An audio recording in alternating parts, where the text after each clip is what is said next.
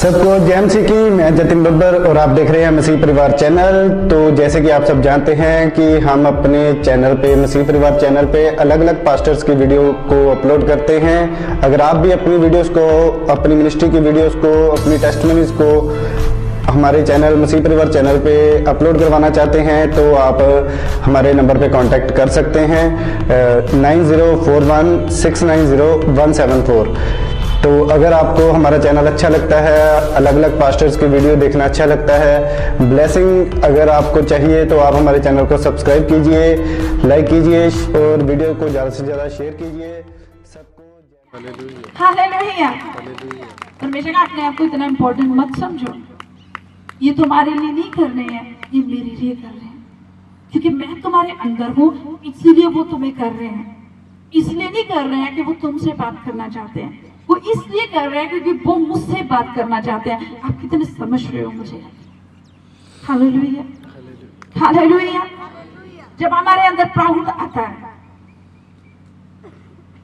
ये गधे का बच्चा जिसको कोई नहीं पूछता, जिसकी कोई कदर नहीं है, जिसका मालिक से डंडे मारता है, ये गधी का बच्चा जब यीशु इसके ऊपर आते हैं, या फिर दो चीजें आपने सीखनी है। सबसे पहले, जब यीशु आपके जीवन में आएंगे, आपकी कीमत बढ़ जाएगी। हालेलुया। सुन रहे हो आप मुझे? आपकी कीमत बढ़ जाएगी। आप सुन रहे हो? आप पहले, आपको कोई नहीं पूछता था, लोग आपके पीछे पीछे जाएंगे। आपकी कीमत बढ़ चुकी है। जब आपके जीवन में यीशु होगा, आपकी कीमत बढ़ जाएगी, आपकी इंपॉर्टेंस बढ़ जाएगी, क्योंकि जब यीशु आएगा, तो जब यीशु आया, इंपॉर्टेंस बढ़ गई। और जब हमारे अंदर प्राउड आना शुरू होता है, मैं, मेरे लिए, मुझे, लोग, मेरे कारण सब कुछ हो रहा है, तब परमेश्वर का आत्मा शोकित होता है। कितने सुन रहे हैं आप मुझे? सुन रहे आप? हालेलुया। हमारे चर्च में एक बड़ा खास वॉलंटियर था हमारा, जो सारा ये जितनी मैनेजमेंट है सारी उसके हाथ में। वो सबसे ज्यादा हार्ड वर्क करता था, सबसे ज्यादा हार्ड वर्क करता था, सबसे ज्यादा काम करता था। शायद उसको ये लगता था कि ये चर्च उसके बिना नहीं चलेगा। आज वो नहीं है, फिर भी काम हो रहा है। हालेलुया। आप सुन रहे हो? वो यहाँ पे नहीं है, फिर भी हो रहा है, क्योंकि परमेश्वर, जब हम अपने अंदर प्राउड फील करते हैं, परमेश्वर हमें हमारी जगह से हटा देता है। जब हमारे अंदर घमंड आता है, जब इस गधी के बच्चे के अंदर घमंड आया, अरे तू कहां से उठा है, ये भूल गया। तू जमीन से उठा है, वो भूल गया। तू उस गंदगी से बाहर आया है, वो भूल गया। प्राउड आ गया, मेरे आगे लोग झुक रहे हैं। और जानते हो क्या हुआ? यीशु उस गधी के बच्चे से उतर गया। जैसे ही यीशु उतरे, गधी का बच्चा, आप देखिए, गधी का बच्चा आगे चल रहा है, यीशु उसके ऊपर है और कपड़े बिछाए जा रहे हैं। गधी का बच्चा प्राउड फील कर रहा है, अरे भाई देखो मेरी कितनी कीमत बढ़ गई है। आगे चले, यीशु उतर गए और गधी का बच्चा कहाँ गया? उसको लात मारी और फिर वो वहीं पे। कितने सुन रहे हैं? आप समझ रहे हो कि नहीं? और भीड़ यीशु के पीछे। जब यीशु उतरे, जैसे यीशु उतर के गधी के बच्चे से, गधी का बच्चा कहाँ गया? गधी के बच्चे को किसी ने नहीं पूछा। सुंदर सुंदर कपड़े डाले हैं, खूबसूरत है, ये अच्छा है,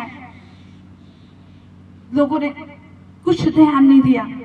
लोगों ने बस ये देखा कि यीशु किधर जा रहे हैं, और लोग तब भी वहां से टर्न कर गए यीशु की ओर। और गधी का बच्चा चीखता रहा, चिल्लाता रहा, अरे मेरे, पहले तो तुम लोग कपड़े बिछा रहे थे मेरे आगे, अब क्या हो गया तुम लोगों को? मुझे छोड़ के मत जाओ।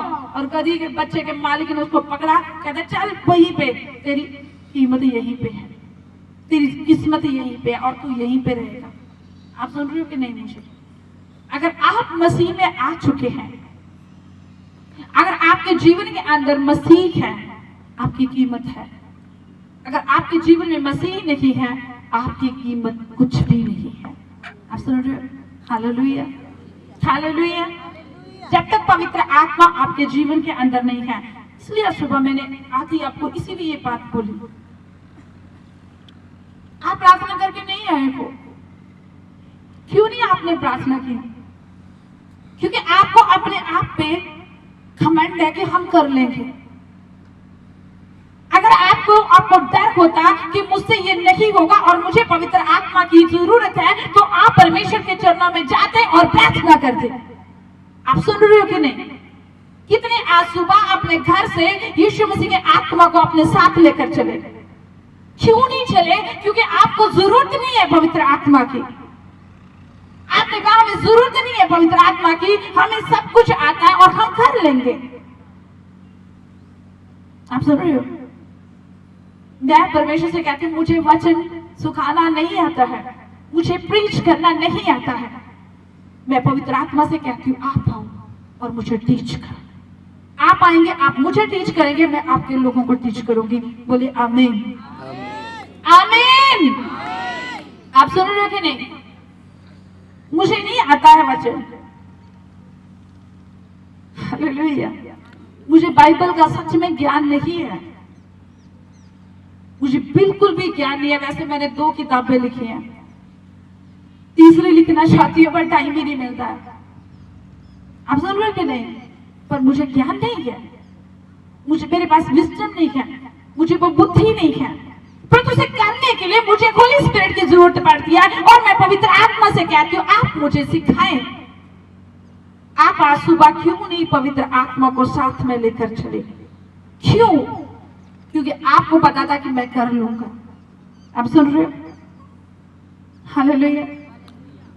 एक बारी मैं अपने चर्च में गई, मैं सच में ऑलराउंडर समझे? मैं कुछ भी कर सकती हूँ, कुछ भी पवित्र आत्मा की सामर्थ्य के द्वारा। आमीन, आमीन, हालेलुया। सब कुछ टैलेंट दिया मुझे प्रभु ने, सारे टैलेंट दिए।